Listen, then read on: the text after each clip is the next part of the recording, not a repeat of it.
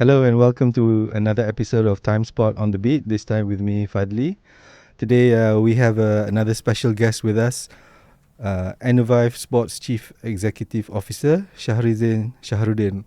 Welcome to the studio, Cik Zin. Thank you, Fadhli. How are you? It's a pleasure to be here. I'm good, yes, Alhamdulillah.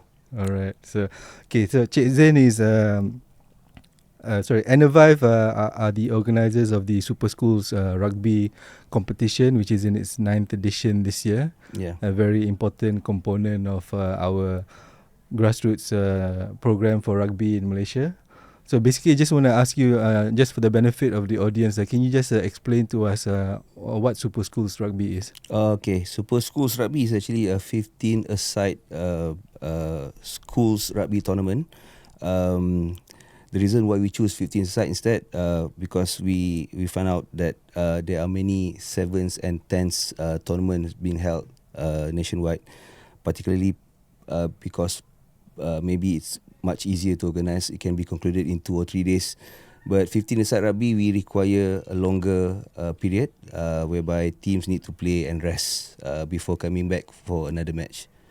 Alright. So I think for schools we have the MSSM competition, the national schools competition. Yeah. So how do you prepare this Super Schools competition with that? I mean, how does it complement that competition? Okay, probably this is the only 15-a-side schools tournament outside MSSM at the moment.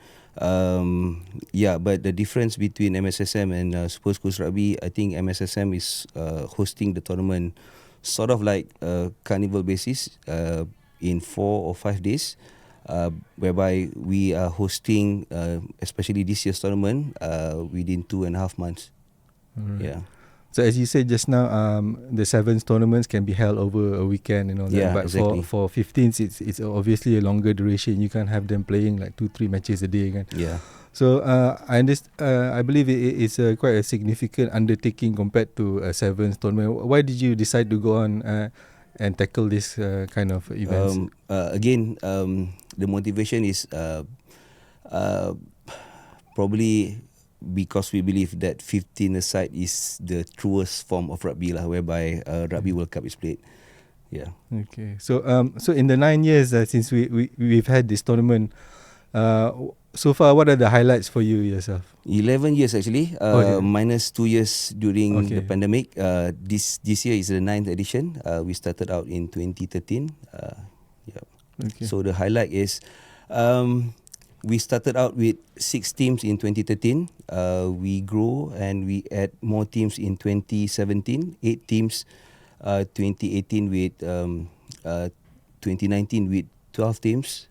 Just before the pandemic, and last year we managed to actually concluded the tournament with 16 teams, and this year we introduced 4 more teams for the Super Schools Rugby category. And of course, having said that, I know we carefully selected the 20 teams with the schools with a proper ecosystem, strong support from the schools, from the parents, from the alumni. At the same time, we know there are school teams, we sort of call them rugby project schools. So we created another category under Super Schools Rugby, which is Super Schools Rugby Academy Division. So we invited this year 7 more teams, which probably the top currently performing rugby schools in Malaysia. Yeah. Yeah, I think I read that the article that where you have the sports schools all playing in one division. Yes. Is that right? Yeah. Is that more fair to the schools that are not sports schools? I'm not too sure. By the names, probably yes. It's fair for me to actually separate them. But having said that, there are not many 15s rugby tournaments being held in Malaysia. So I do believe potentially the top 8 teams in Super Schools Rugby can actually outbid the project schools competing in the academy division as well. Because traditionally, like schools like Tunku Mahkota Ismail Sports Exactly, School, yeah. they're always there at the business end of any tournament they join usually. But basically they are there for 7s category, Oh, okay. but we never seen them playing in 15s. So this probably a chance for us to actually look at them, whether or not they have the material, but I think we need experience as well. Been playing rugby, 15s, yes. Alright. I think school pride is also another important factor in this kind of tournaments with schools like MCKK and all that. Yes. So can you just explain what kind of the rivalry between the schools? Yeah, we can identify. I can name a few rivalries lah. I think in KL we do have RMC and Victoria Institution. We do have in Perak MCKK and Sekolah Tunku Brahman, my alma mater as well. So probably during this competition we can create new rivalries as well, and maybe it actually can bring up the tournament expectation as well. Yeah. So over these 9 editions, how many of the players have gone on to play for national team, whether in 7s or 15s or 10s, and there is no 10s? I don't have the numbers with me, but I definitely can say probably in the current 15s rugby national team, we got about 4 to 5 players who used to play in Super Schools back then, 2013, first or second edition. And for 7s, I can name few. I think 2 or 3 names. Yeah. All right. So for this particular competition, what is your vision in the long term? I mean, over the next 10 years, maybe, what do you hope to achieve? Definitely we want to grow this tournament. Of course, the impact from hosting this tournament is not only for us, the organizer.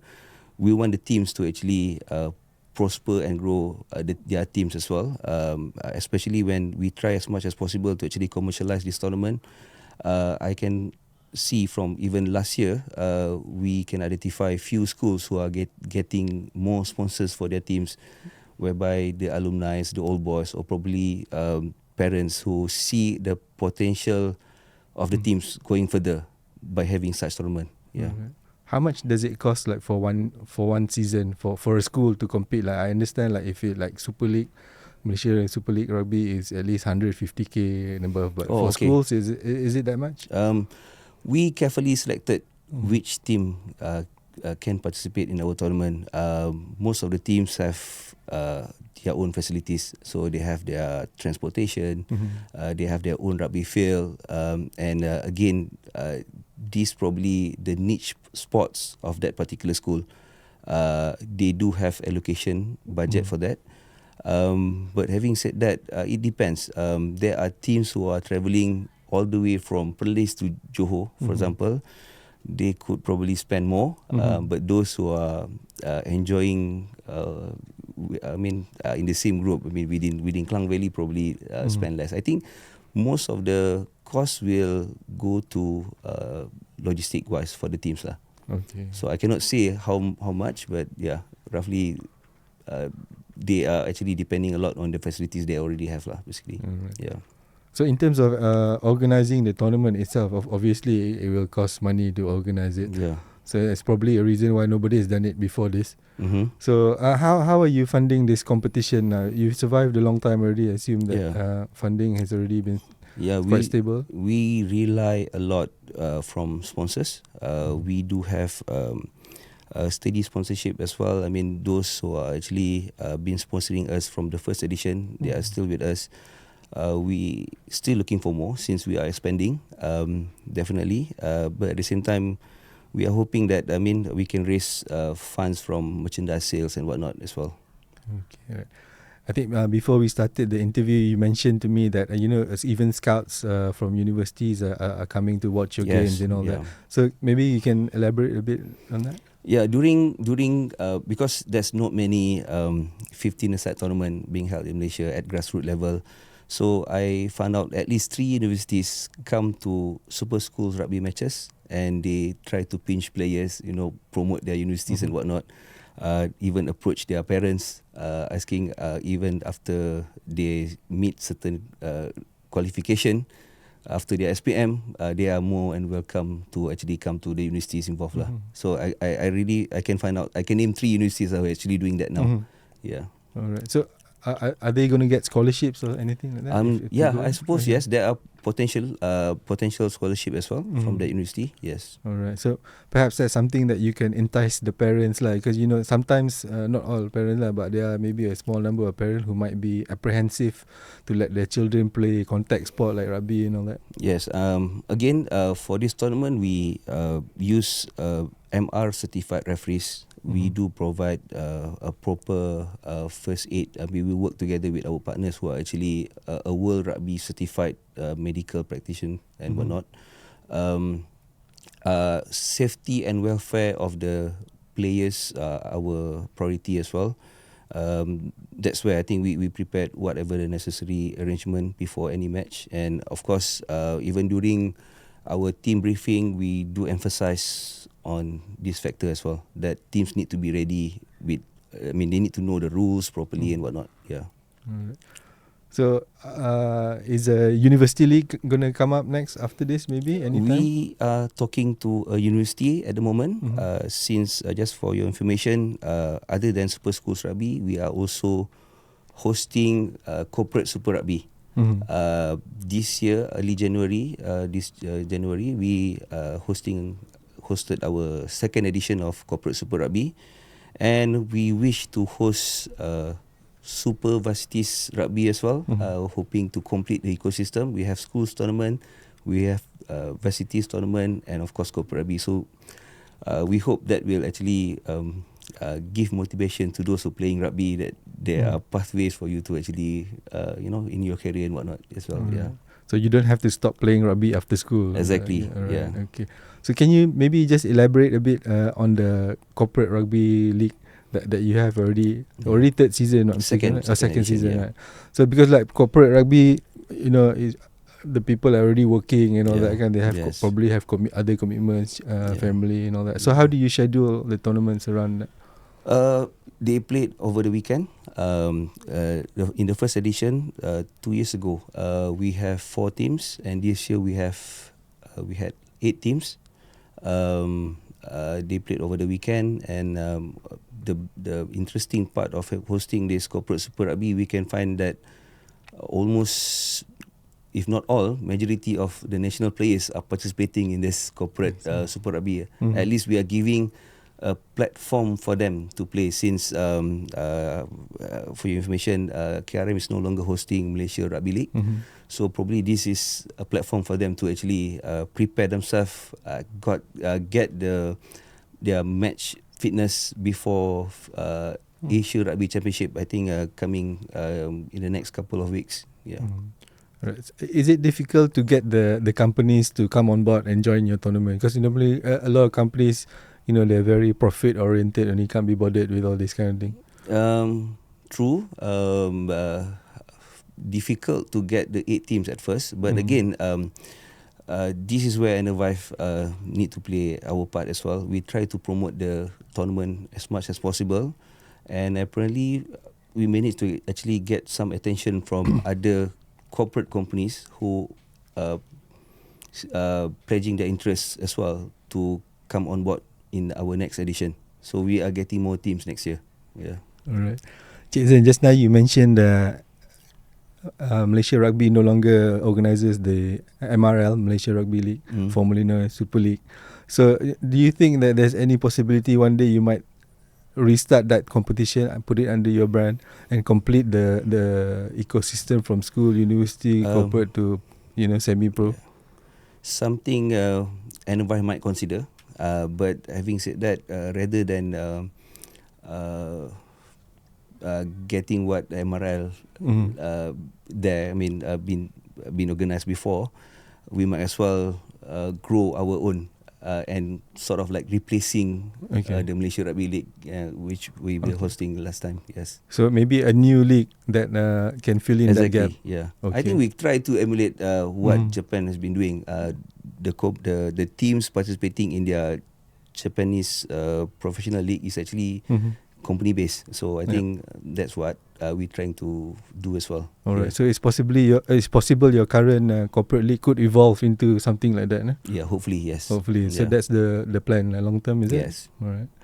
So I think I spoke to Malaysia Rugby on why they dropped why they stop organising this Super League MRL is because of the lack of funding lah. Because I think one season you need at least at least 500,000 to run it. Yes. Which in today's sports industry is not really that big. Like if you ask me for a national level tournament, how hard is it to raise 500,000 in sponsorship for a rugby league like that? Very hard. Very hard. Yeah, but we try as much as possible to actually hit the bullet and go all out to get that basically. And I think I met Malaysia Rugby as well, and part of the reason why they are not hosting MRL anymore because their focus is more to their affiliates, which the states. So that's why they are focusing more on national sevens and also Piala Agong. Yeah. Alright. So normally, what are the challenges you face when trying to get sponsorship to run these tournaments? Again, the standard answer, which is no budget, and of course, we tried as much as possible to position this as creating a brand activation for the companies as well, and not merely as corporate social responsibility for them. So I think that's what happened now. Whenever they sponsors, they treat this as just like another CSR program for them. Okay. But I think it should be, we try to actually position it more than just a CSR program. We need to actually position it as a brand, a potential activation space for them as well, for them to grow. Yeah. So they should see it as more of a marketing tool rather than just CSR. Yeah. Alright. Okay. That's previously CSR is a avenue for them to channel some funds to any programs which are deemed to be not really no ROI on these kind of events. So there's a very limited amount of sponsorship money in Malaysia actually at the moment. A lot of it goes to two sports again. Yeah. So the other sports are basically fighting for the remains of what's left of that pie again. Yes. So maybe anything you want to tell the corporate sector, sponsors and all that? Yeah, I think rugby is actually still a niche sport. We have a very strong fraternity as well in rugby, and they're very passionate with their sports. And I believe if they get involved with rugby, they will get the brand loyalty, brand attachment, whatnot, and there's more opportunities for them to actually get involved with the sport. Actually, again, there are brands who are attached themselves to any one particular sports, and I think rugby is one way any brands can actually attach themselves as well. Yeah. Alright. So I think can we move on to maybe some other topics? I just want to ask you your opinion about the national teams lah currently. Okay. How have we progressed in 15s in your eyes lah over the past decade? Again, the main issue for our national team is lack of leagues or competitive matches prior to their ARC Championship, Asia Rugby Championship. So I think if we can actually manage that part, we potentially can actually have a stronger team in a way. Again, I'm not involved in the national 15s settings, but I do believe they need more exposure before if they want to go further in ARC. Because currently, for the past few years, we have been the number 3 team in Asia. Kan? Yes. Behind number 4 maybe. Sorry. Behind Japan. Oh yeah, Japan number 4. I forgot about Japan. A different level already. They're already on a different level already. Sorry, top 5 lah. You just say exactly, about top 5. But top 5. To bridge the gap between Malaysia and Korea and Hong Kong is already very far. Not to mention Japan, who are even further than that. Yeah. So the missing piece of the puzzle has always been that professional league lah. Exactly. Or at the very least semi-pro league lah, like you mentioned. So maybe that corporate league is the answer for us. Yeah, we want to grow, but then again, the biggest challenge for us actually the timing lah. Of course, we do have breaks, the Ramadan and Raya breaks, and definitely we're gonna have other state leagues as well. But we hope that if we can actually solve that part, we can have actually longer leagues and potentially a more competitive matches for all the teams involved. Okay, Cik Zain, maybe you want to speak about the EV Arena artificial pitch. Okay, EV Arena artificial pitch. We currently have at 3 venues. One in Kampung Baru, the first one. The next one is in Section 13 Shah Alam. We have another one in Bandar Baru Elmina in Shah Alam as well. And I think by end of the year, we are planning to actually open up in 2 more venues. We have a collaboration with a developer in Shah Alam as well. Yeah, I think even though it's actually artificial football pitch, but our pitch has been used by many other sports as well. I can name like flag football. We do have bookings for touch rugby and also frisbees. Okay, Yeah. alright. So for normal rugby, 15s rugby, is it open for that as well? Not yet, because I think the facility is not meant for rugby, Okay, the one alright. that we have now currently. But we are planning to actually open up with the new venues. We want to actually to have a pitch which can accommodate a rugby match as well. Alright. Sorry, I'm not too familiar with artificial pitches, but Yeah. can they withstand a scrum? We haven't tried, Okay. but according to the specification of our artificial pitch, not this one. I mean, the one that we're planning to build is actually the one who can actually, which can actually, we can play rugby on it. Okay, so Yeah. you're looking to expand to more spots after Exactly. this? Yes. Is it also a possibility artificial lawn grass for tennis? Maybe. Yes. Not in our plan yet, but Okay. again, in our potential next venue, we will not only having the football pitch, we're also opening up a few more other sport courts. For example, like pickleballs, basketballs, and tennis as well. Alright. Yeah. Okay. So I mean, artificial pitches, I presume they're more expensive to set up than a natural grass pitch. Yes. However, what are the virtues of having an artificial grass pitch? Maybe schools should have it as well? The reason why we have artificial turf, because we want to run it commercially, whereby we need to actually fully utilize the slots. I mean, it's match after match. That's why we need artificial pitch. I think it's a good platform for schools to have artificial pitch at their school compound as well. So I think that can be a medium for them to actually raise fund whenever the school is not in use. I mean, the field is not in use by the schools. At night, for example, it can be run commercially. You get an operator and probably can get some fund for the school use as well. Okay. Currently, I think only SSTMI have artificial pitch. Is that right? Yeah. No other school in Malaysia. I'm not too sure. Oh, okay. I know. Yes, Sekolah Alam Shah, Alam Shah in Putrajaya just opened their, built a new artificial pitch. Alright. Okay. So, moving on to the national team again just now. Okay. Sorry, apa ni? Just besides the 15s, what are your thoughts on the others, the other team sevens? Our sevens at the moment has more potential. Of course, sevens been played in SEA Games, Olympic and Commonwealth Games, and I think Malaysia performed quite decent in the last Commonwealth outings, and I believe there are potentials for sevens rugby actually. Alright. Yeah. Were you surprised to see Malaysia leading against Wales at halftime in the Exactly, Commonwealth? yeah. At 3 in the morning in Malaysia, I thought I was dreaming for a while. Exactly. Yeah. Yeah. Unfortunately, we couldn't finish it off kan. Exactly. But okay, so next year, 2027 is the Malaysia SEA Games. Hopefully, we're gonna have it here.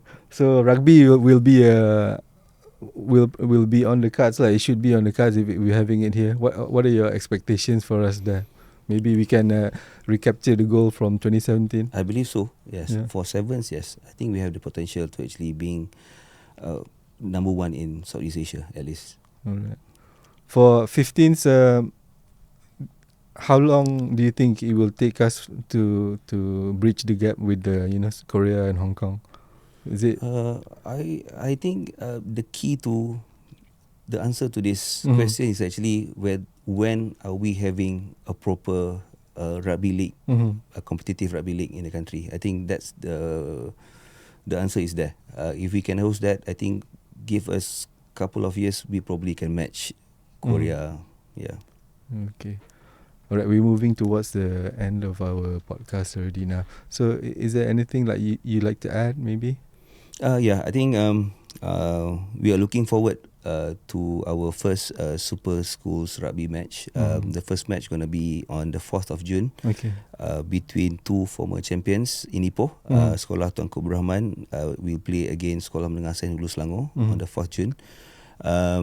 Yeah, we hope fans will turn up. I mean, and then we encourage the players to actually play your hearts out and leaves nothing on the field. Give your best, because I think this could be something that they will cherish forever.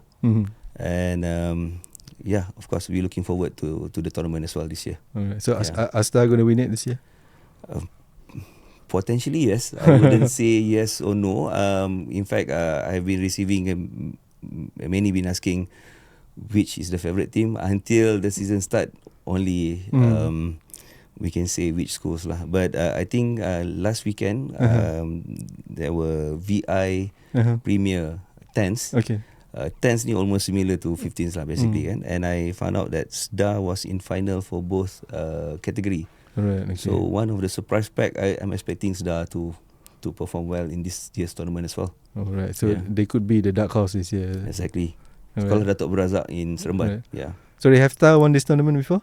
Sorry again? Has Star won won it before? twice, MCKK won twice, VI twice, Smasho once. Yeah. Okay, alright. So do they get a star every time they win? No. I mean, I leave it to the schools whether or not they want to actually practice that. But they don't have a specific jersey for Super Schools yet lah, basically. Okay. Yeah. Okay, thank you so much, Shahrizin, for being on the show. Welcome. Yeah. It's been an honor to have you here sharing about Super Schools Rugby and artificial pitches and so on. So this has been Timesport on the Beat. Don't forget to tune in to the next episode on Audio Plus, Spotify, Google Podcast and Apple Podcasts. Audio Plus.